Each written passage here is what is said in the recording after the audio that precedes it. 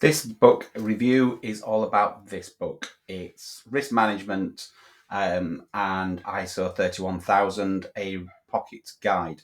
And it quite literally is a pocket guide. This is the kind of thing you can carry around with you. In fact, for quite some time, I did carry it around in my notepad here just so I could take notes and such. Why should you read this? Well, it is a pocket guide. It's an excellent pocket guide. It's not a very long read by any stretch of the imagination. So it's 49 pages. It does have further reading and recommendations in here. So if you are interested in the topic, I think it's worth taking a look at. So why is it important? Why should you read this book? Well, first and foremost, it is a pocket guide, so therefore it's a good primer. But it's also a good reminder as well. So even if you are an aficionado of risk management, even if you do understand ISO 31000 in a lot of detail, it's worth revisiting and taking a look at these important topics because, let's be honest, in cybersecurity, in the world of ISO standards like ISO 27001 for information security and ISO 9001 for quality management and other standards, they all talk about risk management, and therefore being able to understand what risk management is really important. And I'm a real fan of ISO 31000 because it bridges the gaps or bridges the gap between these different standards.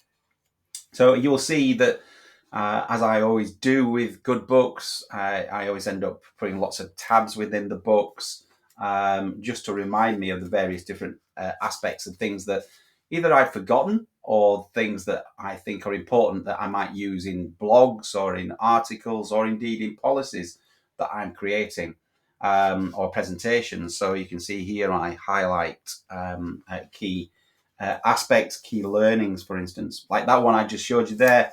One of the early statements in clause 6.1 is that the risk management process should be an integral part of management and decision making.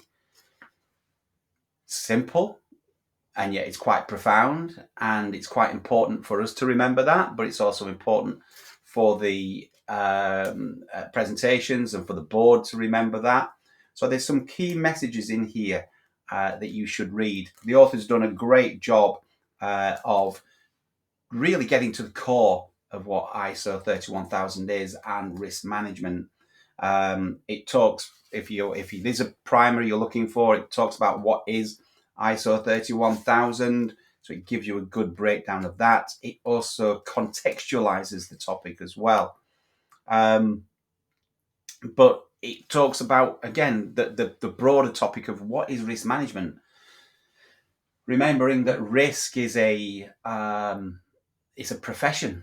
There's many experts out there who are risk managers. So therefore, trying to get to something which actually really neatly and concisely describes what risk is quite difficult.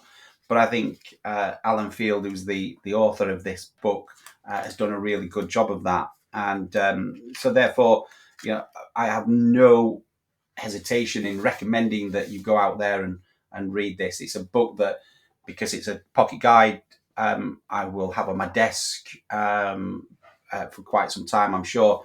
But also, it's one that I'll refer back to, which is hence the little tabs and highlights and such. And I think I'm going to finish by simply saying that, quoting the book again, and it states very simply what ISO 31000 is and what the purpose of risk management is.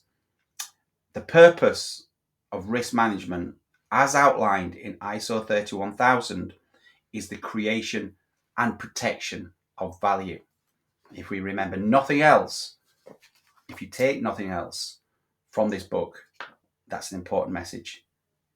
Enjoy, go out and buy it, enjoy it, and I will review another book at some point in the future. But well done to Alan and IT governance for publishing this really important guide. Cheers. See you soon.